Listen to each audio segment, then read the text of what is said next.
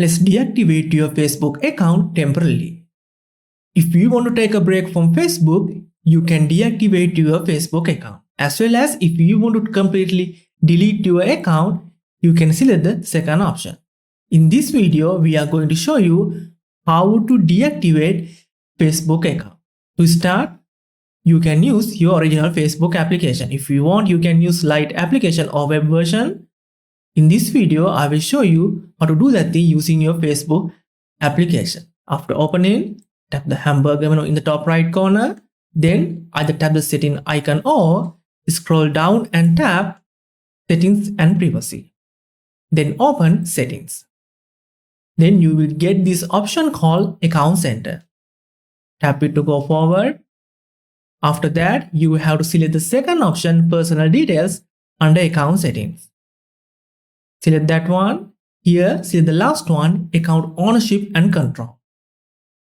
Now, select this one, deactivation or deletion. Since we are going to deactivate our Facebook account, you have to select the first one, Facebook. From here, you can see deactivate account is selected by default. You don't need to select. So, to go forward, tap continue. Now, you have to re-enter your password. After verifying yourself, tap continue to go forward. Now, you have to provide a reason. Here, I highly recommend you to select this reason. I have another Facebook account. If you want, you can select any other reason.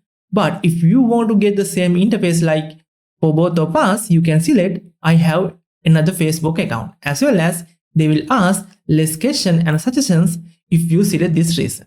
So, after selecting reason, tap continue to go forward.